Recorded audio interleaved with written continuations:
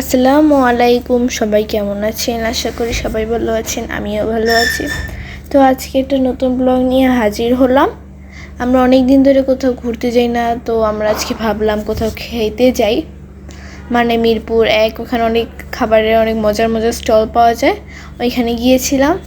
তাই ফার্স্টে আমরা মেট্রো রেলে একটু ঘুরবো, তাই ভাবলাম যে মেট্রো রেল দিয়েই ফার্স্টে 10 নাম্বার যাই, তারপর ওইখান থেকে 1 নাম্বার যাব। তো এখন আমরা আগারগাঁও চলে এসেছি মেট্রো স্টেশনে। এখন আমরা সিঁড়ি দিয়ে উপরে উঠছি, ওই যে বাবা।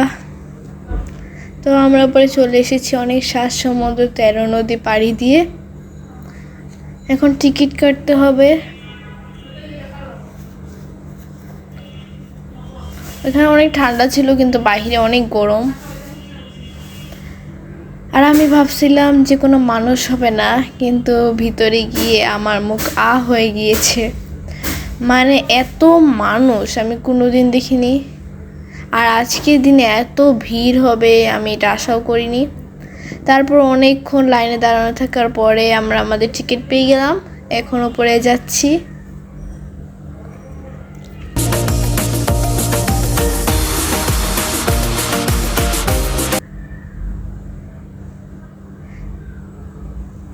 উপরে স্টেশন অনেক উঁচা ছিল, মানে এত উঁচা থেকে আমার দেখলে অনেক ভয় লাগতেছিল।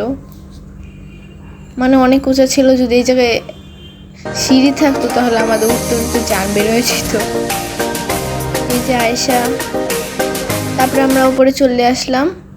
এখন কিছুক্ষণ ট্রেনের জন্য দাঁড়াতে হবে।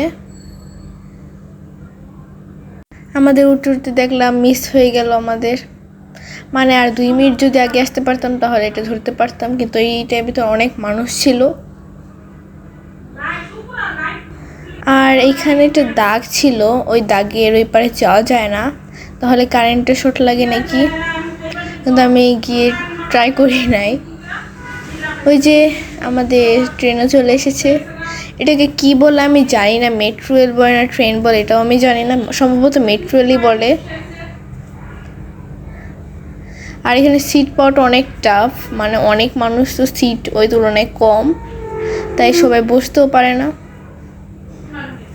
কিন্তু আমাদের ভাগ্য ভালো, আমরা সিট পেয়েছিলাম। তো আমি আর আয়েশা একসাথে গিয়ে বসে পড়েছি। পরে আম্মুর জন্য জায়গা রেখেছিলাম, কিন্তু আম্মু ওই সাইডে বসে পড়েছে।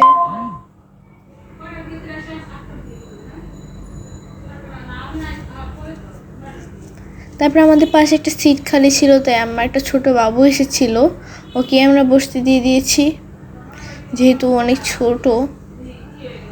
তারপর দেখি আস্তে আস্তে আস্তে আস্তে কত মানুষ বেড়ে গেল, আমরা বসে আছি আরামে।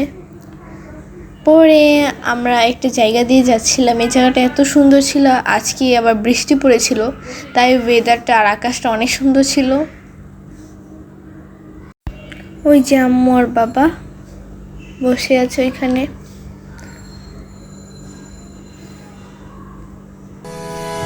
আর এই জায়গাটা সবচেয়ে সুন্দর ছিল, আমার এই জায়গাটা সবচেয়ে বেশি পছন্দ হয়েছে।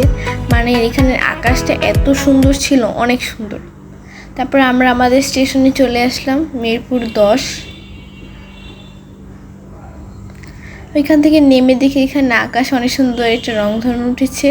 পরে আমরা এখানে কিছু ছবি তুললাম।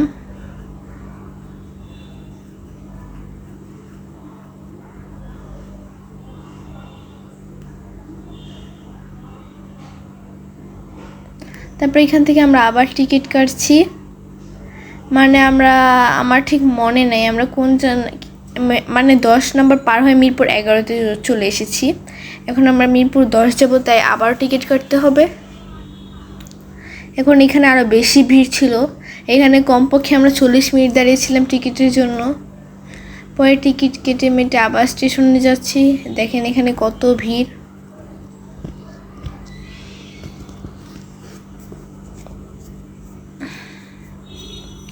অনেক মানুষ, কারণ মিরপুর 10-এই বেশিরভাগ মানুষ নেমেছে।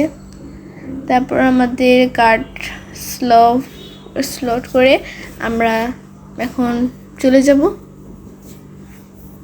এই যে আয়েশা। এখন আমরা নিচে গিয়ে একটা রিক্সা নিয়ে মিরপুর 1-এ যাব।